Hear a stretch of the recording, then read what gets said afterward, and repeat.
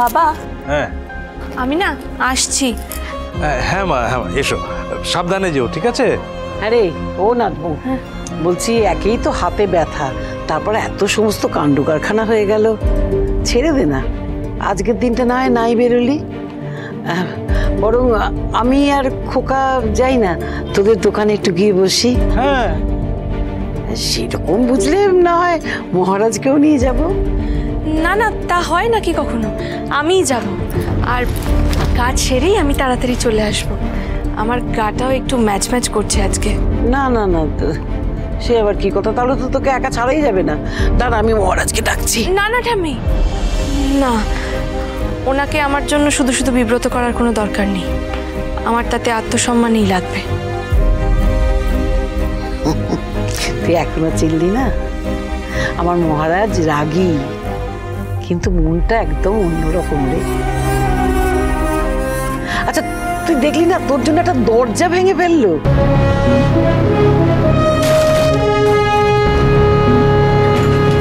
না ভেঙে মাঝে মাঝে তো গড়লেও পারেন। মাঝে মাঝে না ভাঙলে গড়বেটা কি করে? দেখে নিস পূজা মা, তোর সাহায্য নিয়ে আমার মহারাজ ওর ভাঙাচোরা জীবনটাকে কিভাবে গড়ে তোলে দেখিস।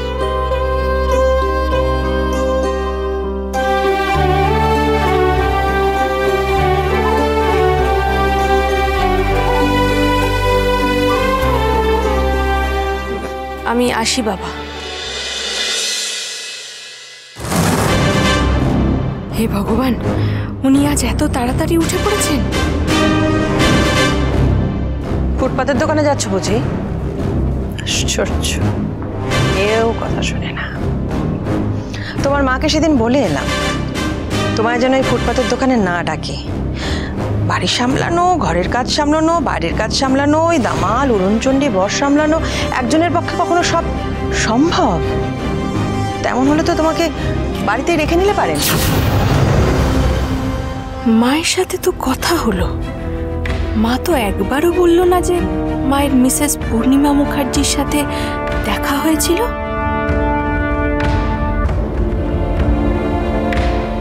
মা বলছি আমাকে এবার ফুলের হাটে যেতে হবে তো। তুমি যে রোজ সকালে উঠে ফুলের হাটে যাও সে আমি জানি। ইনফ্যাক্ট এ বাড়িতে কে কখন কোথায় কি করে না করে সবটা আমি জানি, সব আমার নখদর করে। সেই জন্যই সংসারটা ধরে রাখতে পেরেছি। পূর্ণিমা, ওকে যেতে দাও, আর আটকেও না, দেরি হয়ে যাবে। আর গতকাল রাতে তো অনেক যাত্রাপালা করেছো, তুমিও তো ক্লান্ত। যাও না, এবার একটু বিশ্রাম নাও, যাও। আমি তোকে বারণ করিনি মা, একদম বারণ করিনি। এই যে আপনি বাড়ি ফিরে যাবেন বলছেন, আমি কি আপনাকে বারণ করেছি নাকি? করিনি তো। তাহলে শুধু শুধু এই মেয়েটাকেই বা কেন বাধা দেব, তাই না? শোনো পূর্ণিমা, মা কবে যাবে না যাবে এটা মনে না করে দিলেও চলবে, ঠিক আছে? মা তো যাবে, মা যাবে, আর সময় হলে ঠিক যাবে। হ্যাঁ, তুমি তো এই বাড়িতে সবার উপর হুকুম জারি করে জীবনটা চালাও। মা কিন্তু খেতে খামারে কাজ করে রোজগার করে। আরে যাকে যাকে এত কথা বলে লাভ, কথায় কথা বাড়ে। তুমি যাও, আমি তোমাকে বারণ করছি না, তুমি যাও। তবে যাবার আগে আমার একটা কাজ করে দিয়েছো। এই রান্নাঘরে বেশ খানিকটা শুকনো লঙ্কা রাখা আছে, ওটা বেটে দিয়েছো।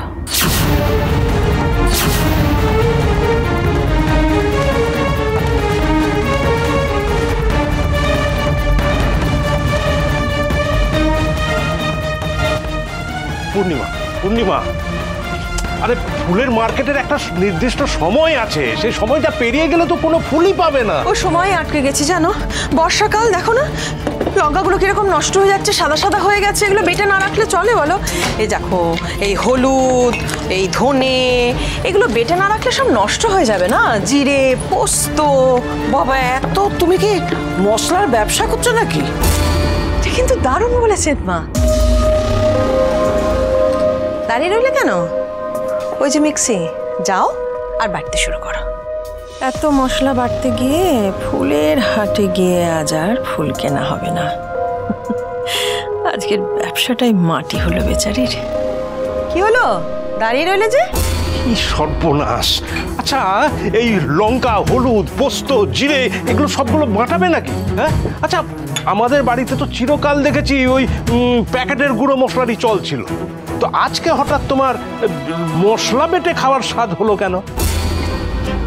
ওমা, আমার স্বাদ হয়েছে নাকি? এমনি এমনি এসব হয়?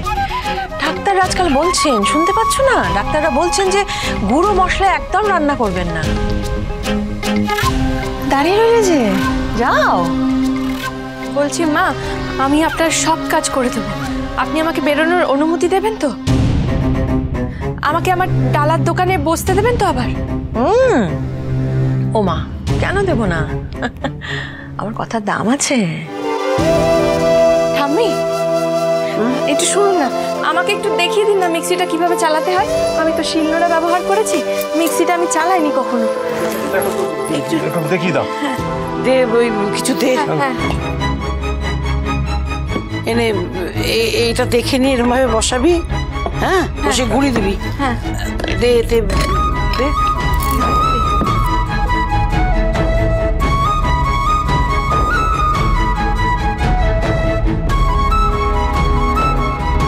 চেপে রাখবি কিন্তু, না হলে উড়ে যাবে সব একসাথে। এবার এই সুইচটা দে।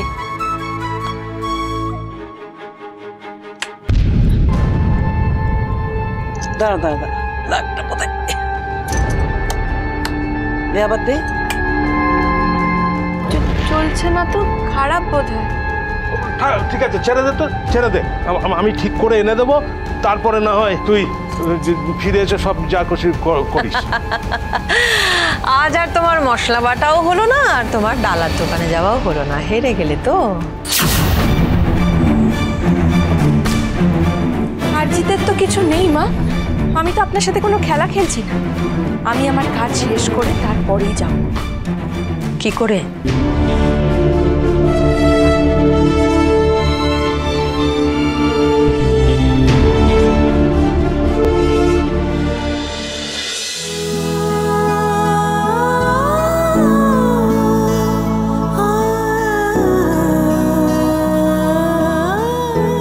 কি হচ্ছে বল দেখিনি? হ্যাঁ, আরে কেন এরকম করছিস? হাতে এরকম ব্যথা, হ্যাঁ? তুই এরকম ভাবে নোড়ায় বাড়তে যাস না মা। পূজামা, এই জেদ করে না নিজের আর ক্ষতি করিস না। এটা আমার জেদ নয় বাবা, এটা আমার ধৈর্যের পরীক্ষা।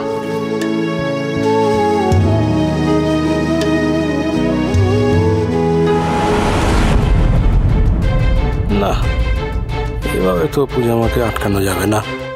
মহারাজকে ডাকি বরং।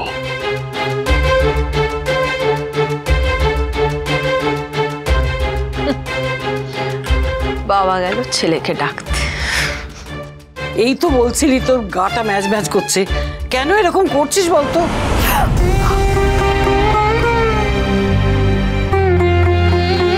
আশ্চর্য ঠেটা মেয়ে তো।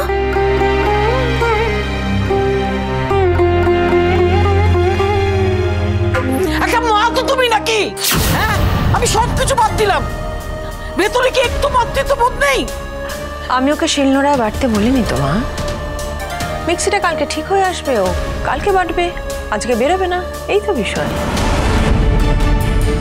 না, আমি আজ ফুলের মার্কেটে যাবই।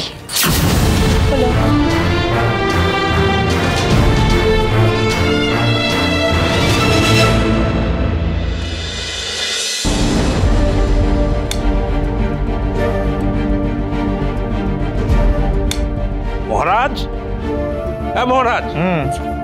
এই খেলাটা রাখতো এখন, এক্ষুনি চল, নিচে চল তুই। কেন? আরে কেন কি? আরে ওঠ না। কি হয়েছে বলবে তো, শোনো। এই বাড়িতে হওয়ার কিছু বাকি আছে নাকি? কিছু শেষ আছে এই বাড়িতে? হ্যাঁ, আরে না গেলে নিচের লঙ্কা কাণ্ড বাঁধবে।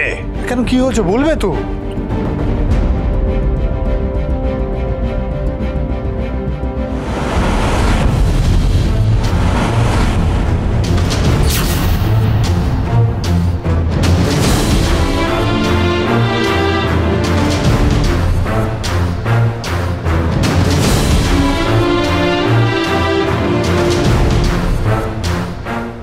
একটু বেশি বাড়াবাড়ি করে ফেললাম না তো?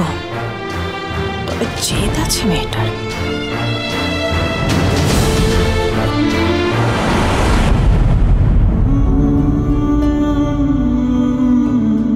কি করছেন কি আপনি?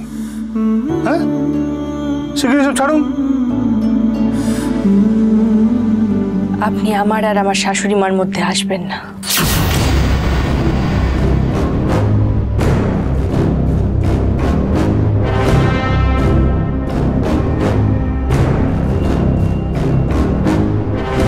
খুব ভালো,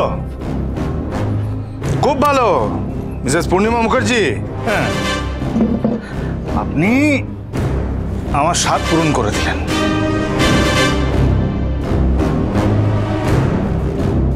এবার থেকে শুধু লোকে আর আমাকে বলবে না আমি জেল ফেরত আসামি, আপনাকেও বলবে জেল ফেরত। ওই বধূ নির্যাতনের দায় আপনিও জেলে যাবেন। বাজে কথা বলা বন্ধ কর মহারাজ। হ্যাঁ, বাজে কথা? এ বাবা, এই খবর টবর দেখেন না? না, আপনি একদমই খবর টবর দেখেন না, জানেনও না। এসব কেস কিন্তু খুব খুব সেন্সিটিভ, আমি বলে দিচ্ছি। ভুল করেও যদি বউ গিয়ে একেবারে পুলিশকে বলে তাহলে কিন্তু হাতে হারিকে।